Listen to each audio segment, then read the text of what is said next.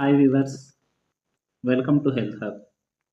ఈరోజు మన టాపిక్లో గవర్నమెంట్ అందించే మెయిన్ హెల్త్ స్కీమ్స్ అండ్ ఎంత అమౌంట్ ఇస్తుంది అనేది తెలుసుకుందాం.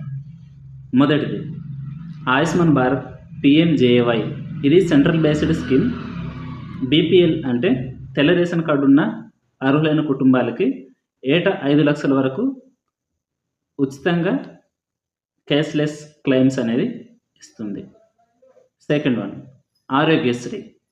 ఆరోగ్యశ్రీ అనేది ఇది స్టేట్ బేస్డ్, అంటే ఏపీ తెలంగాణ రెండు రాష్ట్రాల్లో కూడా ఆరోగ్యశ్రీ వైఎస్ రాజశేఖర రెడ్డి ప్రవేశపెట్టిన పథకం. ఇది 5 లక్షల వరకు కవర్ అవుతుంది. క్యాన్సర్, కిడ్నీ పేషెంట్, తర్వాత హార్ట్, ఇతర సీరియస్ వ్యాధులలో ఈ యొక్క ఆరోగ్యశ్రీ అనేది వర్తిస్తుంది. తర్వాత మూడవది నిక్షయ పోషణ యోజన. అంటే ఎవరైతే టీబీ పేషెంట్స్ ఉంటారో వాళ్ళకి సహాయం కింద నెలకు 1000 రూపాయలు, అంటే అందులో 500 సెంట్రల్, 500 అనేది స్టేట్ గవర్నమెంట్ అనేది భరుస్తుంది. అలాగే మీకు మీ యొక్క చికిత్స పూర్తయ్యేంత వరకు కూడా ప్రతి నెల ఈ యొక్క అమౌంట్ అనేది పడుతుంది. దాంతోపాటు కొన్ని సరుకులు కూడా అప్పుడప్పుడు ఇస్తూ ఉంటారన్నమాట ఈ యొక్క స్కీమ్ ద్వారా.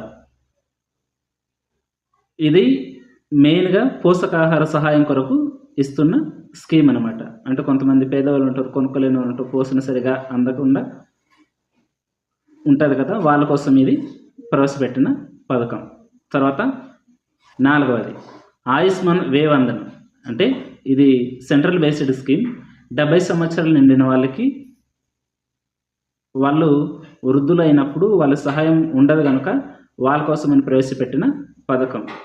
ఇది మెయిన్గా హార్ట్, కిడ్నీ, తర్వాత క్యాన్సర్, స్ట్రోక్ ఇలాంటి వ్యాధులకు 5 లక్షల వరకు ప్రీ ట్రీట్మెంట్ ఈ యొక్క స్కీమ్ అండర్లో గవర్నమెంట్ అనేది, సెంట్రల్ గవర్నమెంట్ అనేది భరిస్తుంది.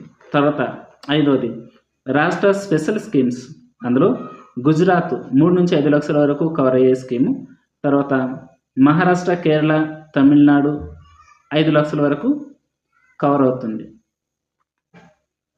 గమనిక, ఇది ఓన్లీ తెల్ల రేషన్ కార్డు అంటే బీపీఎల్ తర్వాత అర్హులైన కుటుంబాలకు మాత్రమే వర్తిస్తుంది. తర్వాత గుర్తింపు పొందిన ప్రభుత్వ మరియు ప్రభుత్వ అనుబంధ సంస్థలైన, అంటే ఎవరికైతే ఆరోగ్యశ్రీ లేకపోతే ఇది అనుబంధంగా గవర్నమెంట్కి అనుబంధంగా ఉంటుందో వాళ్ళకి మాత్రమే వర్తిస్తుంది. ఆ హాస్పిటల్ మాత్రమే వర్క్ అవుతాయి, గమనించగలరు. Thank you for watching.